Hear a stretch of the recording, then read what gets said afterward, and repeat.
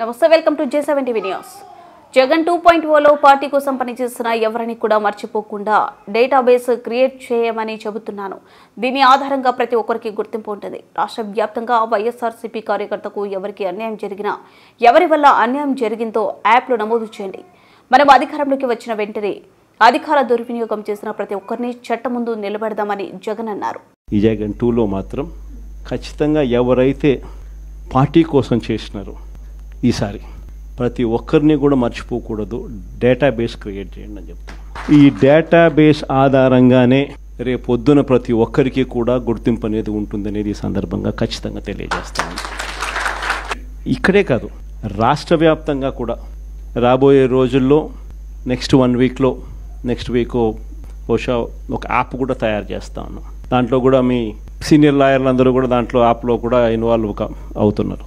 App తయారీ కార్యక్రమంలో రాష్ట్ర వ్యాప్తంగా వైఎస్ఆర్సీ కార్యకర్తకు ఎవరైనా ఎక్కడ అన్యాయం జరిగినా యాప్ డౌన్లోడ్ చేసుకుని తన పేరు, తనకు ఏమన్యాయం జరిగింది, తనకు ఎవరి వల్ల అన్యాయం జరిగింది, ఆ అధికారి హోదా ఏమిటి, నీకు జరిగిన అన్యాయం ఏమిటి, ఆటోమేటిక్లీ మన డిజిటల్ లైబ్రరీలోకి వచ్చేస్తుంది. ఇక్కడ వచ్చిన తర్వాత రేపొద్దున మనం అధికారంలోకి వచ్చిన తర్వాత వీళ్ళందరి మీద రేపొద్దున జగన్ 2లో ఎవడెవడైతే అన్యాయం చేసినాడు, ఎవడెవడైతే అధికారి తన అధికారాన్ని దుర్వినియోగం చేశాడు, ఎవడెవడైతే అన్యాయంగా మనుషులను చిత్రహింసలు పెట్టారు, వాళ్ళందరినీ కూడా రేపొద్దున చట్టం మీద నిలబడతాం.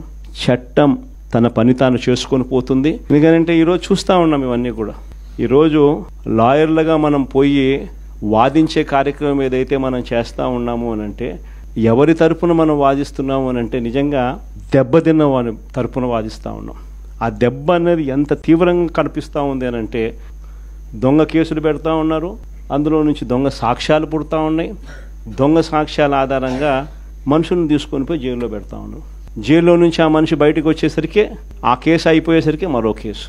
నిజంగా ఈ వ్యవస్థ లేకన్నది మార్పు అనేది రావాలా. అధికారం ఉంది కదా అని చెప్పి, యూనిఫామ్ ఉంది కదా అని చెప్పి దుర్వినియోగం పరచడం అన్నది ఎంతటి బాధ కలిగిస్తుంది అటువైపున వ్యక్తికి కూడా అన్నది ఇటువైపున వ్యక్తికి కూడా అర్థం కావాలి.